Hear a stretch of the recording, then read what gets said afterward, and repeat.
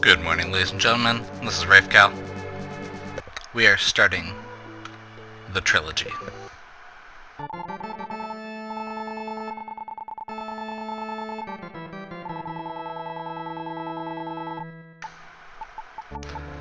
This is Soul Blazer. It is the first of 3 games in the quasi-trilogy. That is this set of games. Let's see here. Remember what the buttons do?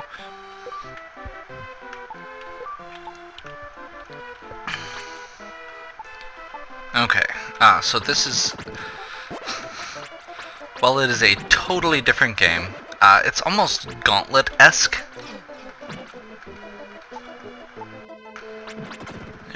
How do you do that? Oh, there we go. It's almost Gauntlet-esque because the entire game revolves around these, okay,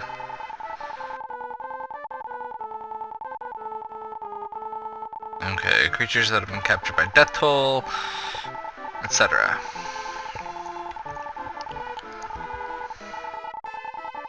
So we get magic.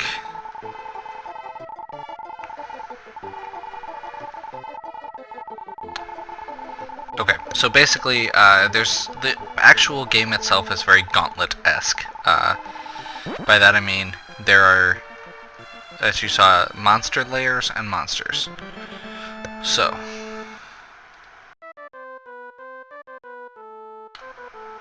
the whole thing is, so this area used to be a town. What you have to do, oh, a small voice, there's a creature being held in the underground. Okay, so death toll is this, is the name of the, okay, so that was the flower talking to us. Death toll is the name of the opposition, I guess, in this game. That in the later games it'll be called Dark Gaia. We're gonna do really bad, apparently. So what we will eventually find out is the king made a deal to trade all of the subjects in his kingdom's souls for wealth and power. Then he realized he didn't have a kingdom left and things went badly. So every time we free one of these monster layers, it changes the map. Some of them change something in the dungeon, some of them change something back in the town. We're not actually back there, it's just a vision. So, now that we did that, there is now, it said, an old woman in the town that will most likely give us either a hint of some kind or an item.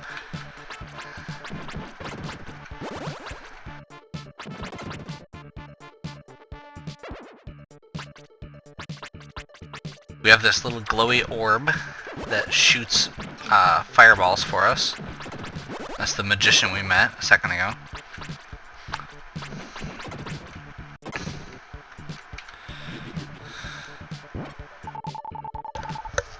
So you can kind of see how they rolled over some of the concepts in ActRaiser into this, with the idea of, again, it does have a little bit of the town and the does have a little bit of the aspect of the town and the dungeon, and one affecting the other. And it has the idea of the monsters coming out of the monster layers and you having to seal them. But the way that it handles all of those concepts are very different.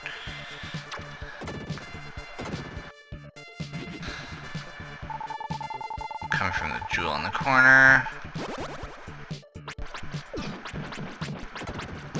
Okay. So yeah, this is it's very Zelda-esque, or XP. We will stay here though. Maybe we should just go back. We're almost dead.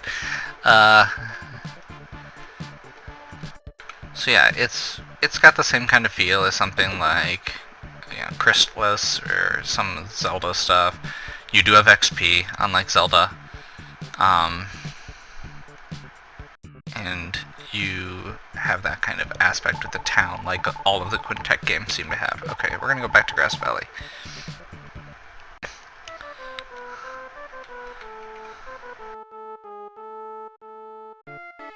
So yeah, all of these games have something to them that relates to, in this case it's death. They call them Death Toll. In the other games it's called Dark Gaia.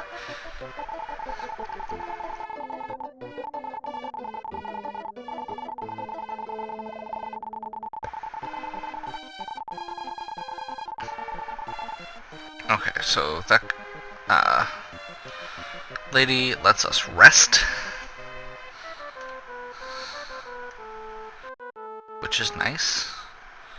And now as we go back in, all the areas that we were, all the sealed layers are still sealed. Stuff that's not tied to a layer, like these guys, and I believe this torch up here,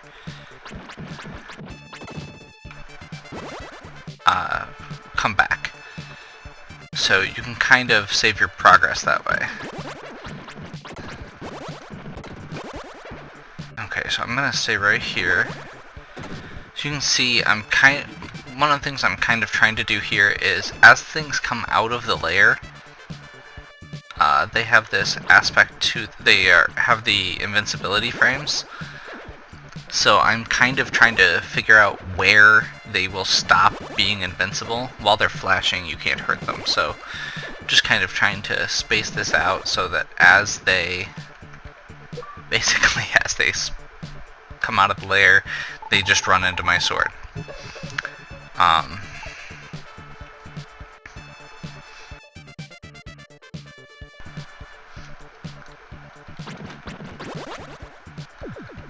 Eventually,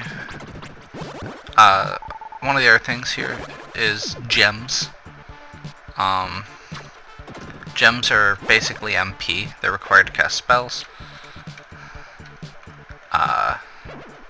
You get both gems and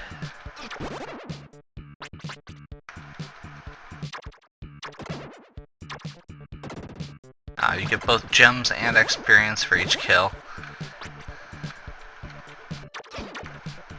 I totally not mean to do that time. Okay.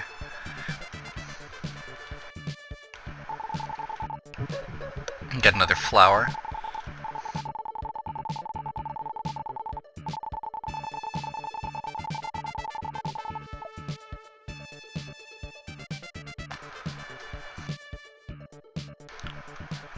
And conveyor belts right off the bat, because this game knows what I like.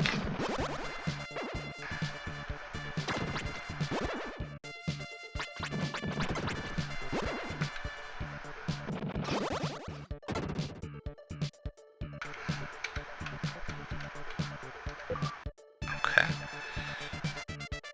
Wasn't triggering for some reason. Bridge guard. And a bridge. So yeah, your character in this is sent by, they talk about him coming from the sky, which, again, thinking about ActRaiser, there's kind of that implication that you're some kind of servant of heaven, or some kind of celestial being. You're basically, you start with the Sword of Life, so basically, you are being sent by some sort of force of creation.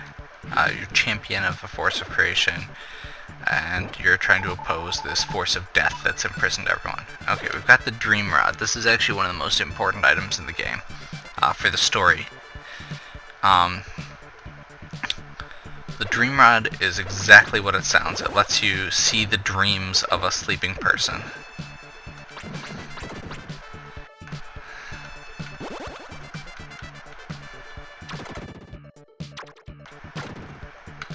we're going to take out as many of those guys as we can before we actually get over there.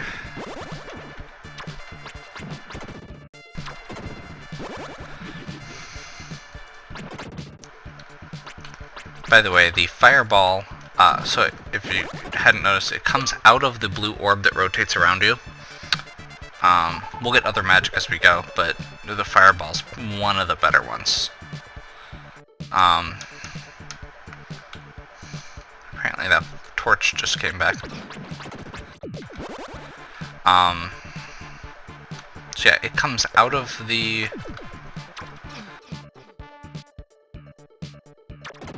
blue orb, which rotates around you at a set rate. And then it shoots the direction you're facing.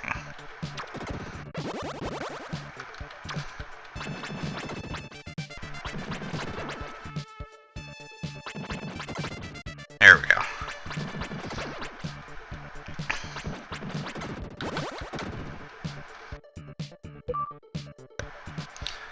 So it can be a little tricky. If you see me missing a lot, that's my excuse.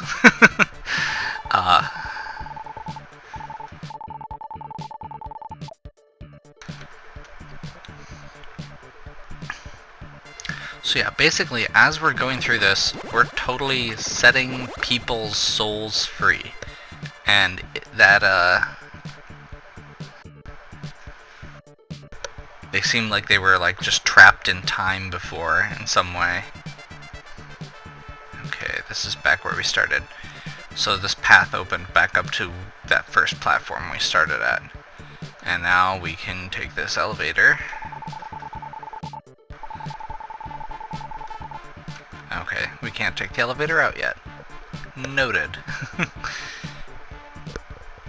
And for some reason they made the exit require you to go against the conveyor belt, because that's convenient.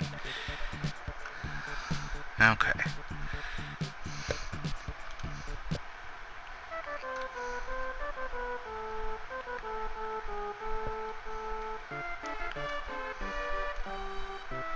Stop by here, we'll talk to the old lady. Doesn't look that old. Just saying.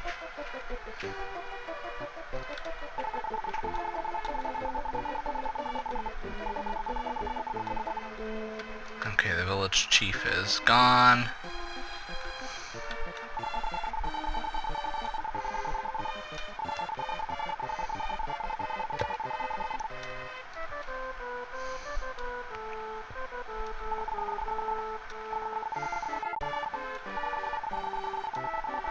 Okay. So, basically, there aren't really shops in this game. This lady basically will keep giving you medical herbs, which just refill your health once.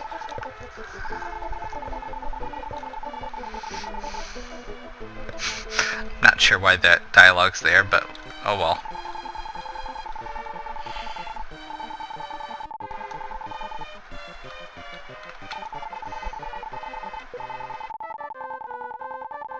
Okay, power is transmitted to the underground castle. Okay, so now we can take the elevator again.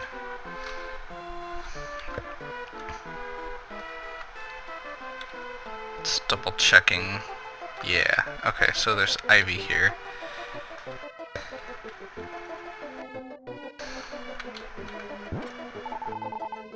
More gems, which is meh. Iron armor, that's actually very important. Please take this. We get XP from this gem. Okay, we need to... Oh. We're going to equip the Dream Rod and we're going to equip the Iron Armor. We don't need the Dream Rod right now, but some of the souls that we're going to free coming up here are asleep. And when you use the Dream Rod, you can transmit yourself into their dream. It's kind of weird, but that's how it works. We're going to run into all kinds of stuff as the game goes on that we're going to have to go into the dreams of.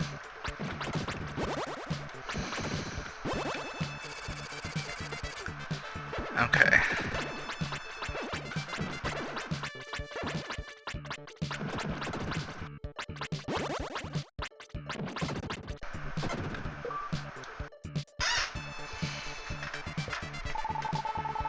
An old man, who again does not look that old, but oh well. Wonder if that's a translation thing.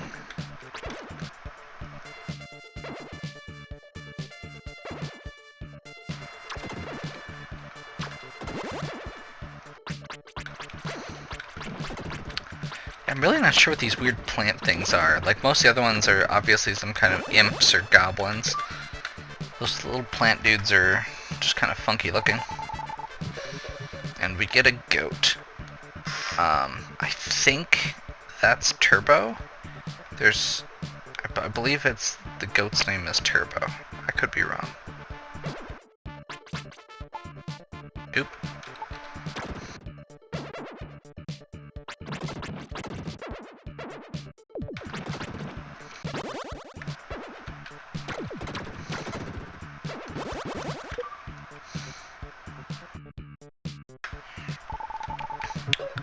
Lisa. Lisa is... Okay, so that's whose dream we're going into. Lisa is Dr. Leo's daughter, I think? I could be wrong there.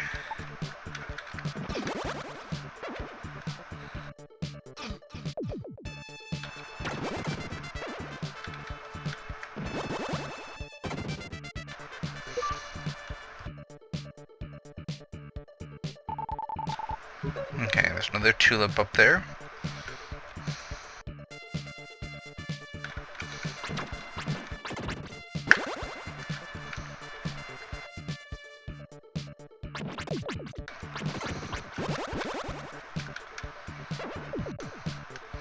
Yeah, this is definitely the least sophisticated of the the Soul Blazer trilogy, or Soul Gaia Enigma, I've heard it called. I don't think I mentioned, so the other games are Illusion of Gaia, and then Terranigma.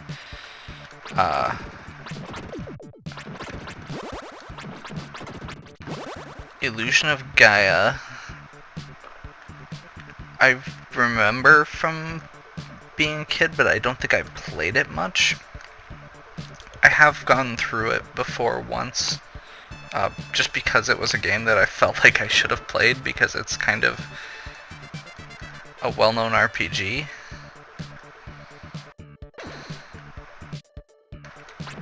Or at the very least a cult classic. Terranigma, if I'm recalling correctly, was not actually released in the US. So if you've never heard of Terranigma, that's why. It's kind of weird because it's not like it didn't have an English translation. It was released in Europe.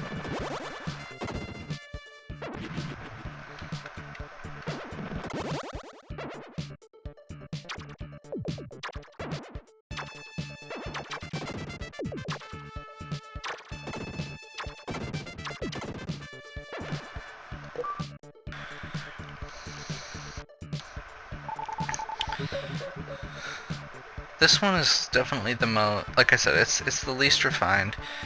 It has a story to it, but it's not a very complex one, and it doesn't have a lot of characters outside of the King and Dr. Leo. I guess Lisa, I think. Illusion of Gaia has a whole host of characters, and Terranigma has several. So they're a bit more story-oriented than this is. But this is the first one, and it's still a really good game that I don't think a lot of people know about. Like, I very much enjoy the game, even though the plot's a bit lacking. It can get a little bit repetitive, since you're basically just killing monsters the whole time. I'm realizing this especially as I'm sitting here trying to find the next section and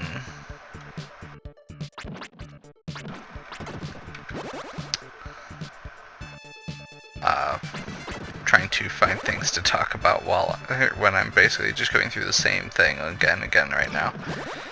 It does have a little bit more to it as we go, but the beginning is basically just kill monsters. Like I said, we'll be using the Dream Rod here shortly.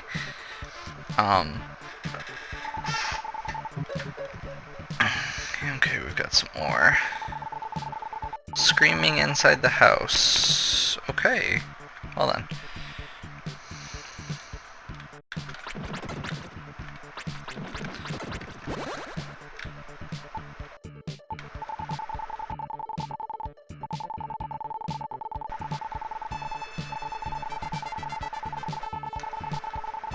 Okay.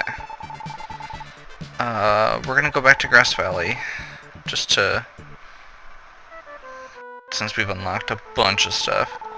Oops. We already know what that guy says.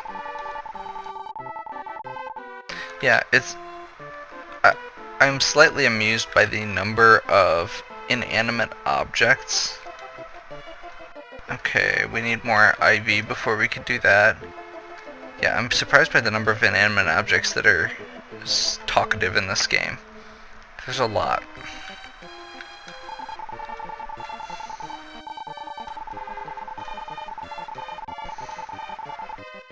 Okay.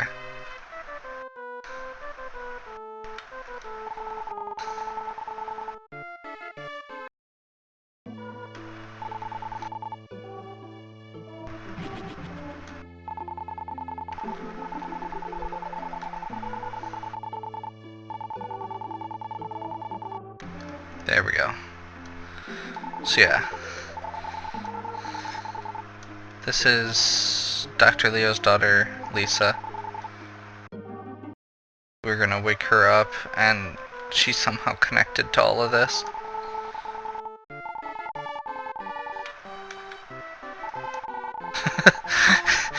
That is the correct response that never happens in RPGs. Get out of my house.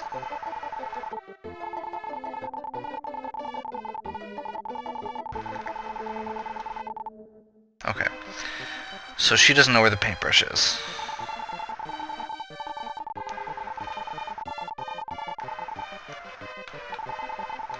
Oops. I forgot a good way to mash without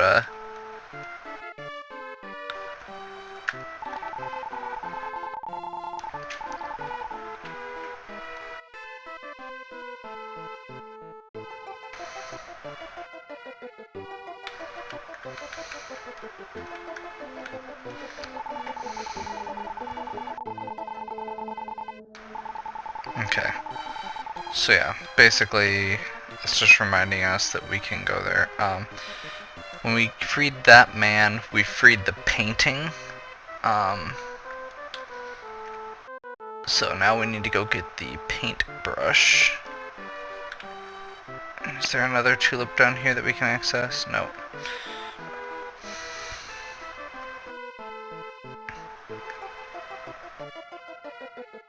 Stop and heal quick.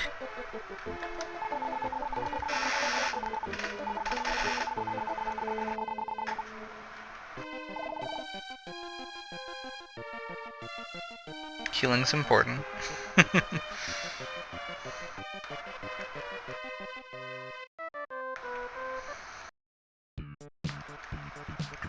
I will say, I do love how this game is... like, a lot of the stuff you free isn't required. It just gives you hints about what to do, since some of it's kind of weird, like putting the dream rod, or using the dream rod, or needing the paintbrush to find the... there's Leo's brush right there.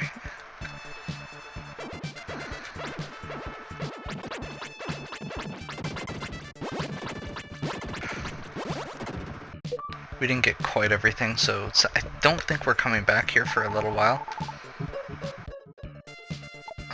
Because we did get Leo's brush, which opens up the next area. So we're gonna kind of traverse back this way. We got all that.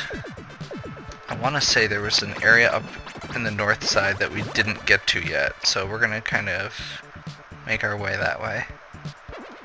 I'm gonna be smart and go against the conveyor belt the whole time.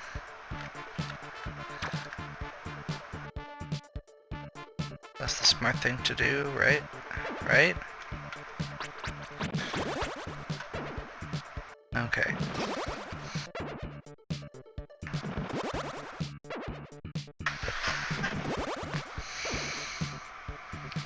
So, holding your sword out like this is really just a convenience thing more than anything. It does less damage, but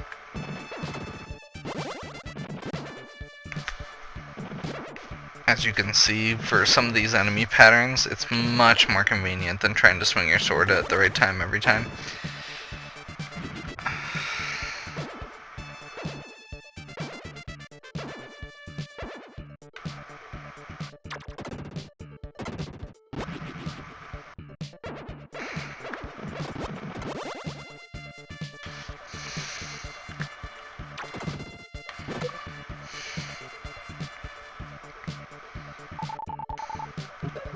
There's the second goat. I think there's 3 goats. The first one must not have been turbo. I think this, the third one probably will be.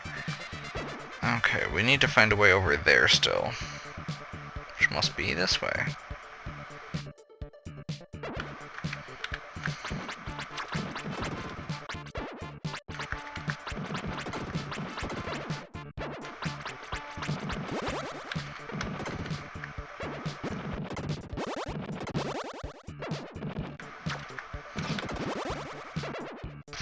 I don't think I mentioned yet, you may notice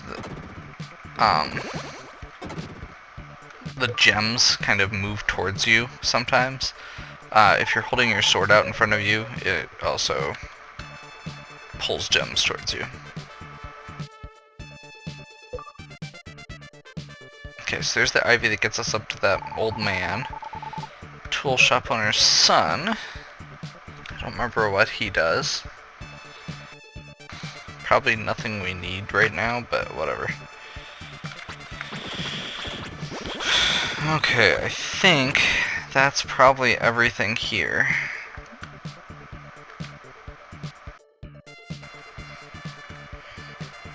So we're gonna... What's this? Yeah.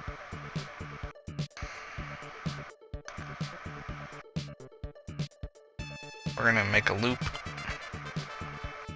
to head back to the exit. I suppose it is more convenient on the way out. Make up that time.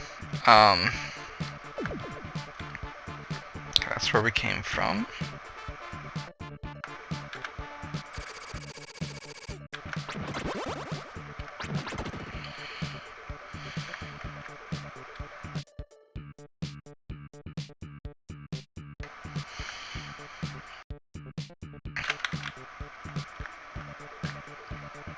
And we're out.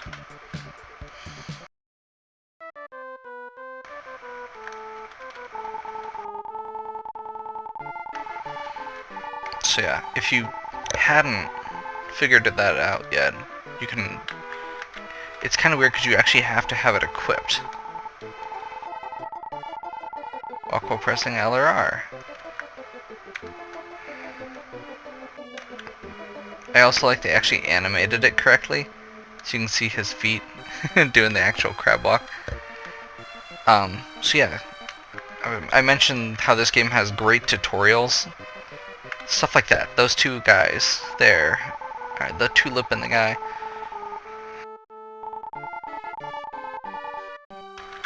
Okay, so Turbo, that, I believe that is Turbo the goat that he's referring to. If it's not, I'm just excited.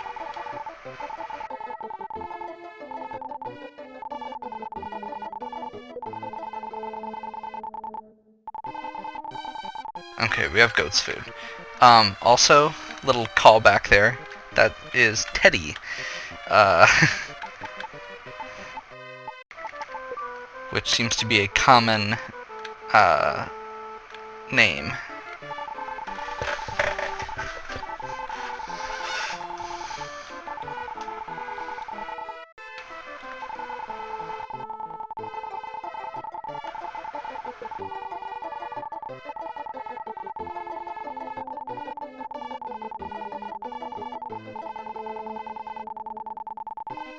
Okay, so we already knew that. That was completely pointless for us, but...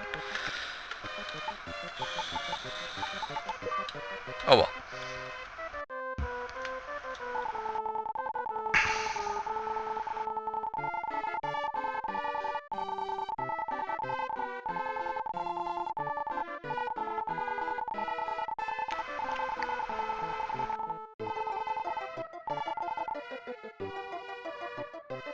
I'm wrong. Turbo's a dog.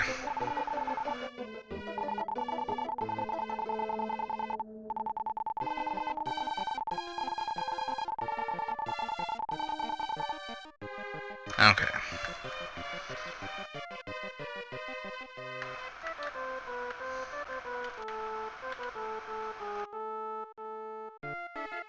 And we're dragged into the painting.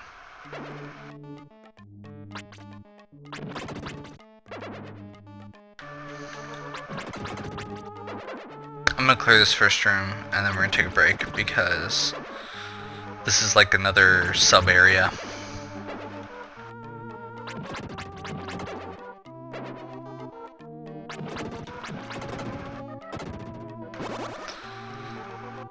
Yeah.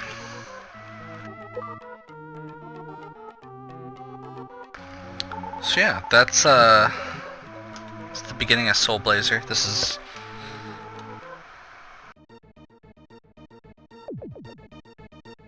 it's an odd game. That is definitely for sure. We'll just chill right here. So, hopefully you're enjoying this. We're going to continue on through all of the Quintet trilogy games. We're not going to do all of them. People are trying to get me to do Robotrek. We'll see. Robotrek is special. It's an interesting concept that was not done terribly well, but we'll talk more about that when we get around to it. Right now we've got 3 fairly long games to play already. We already beat ActRaiser, which is technically not connected, but has a lot of similarities still. ActRaiser 2 doesn't. We're skipping that one.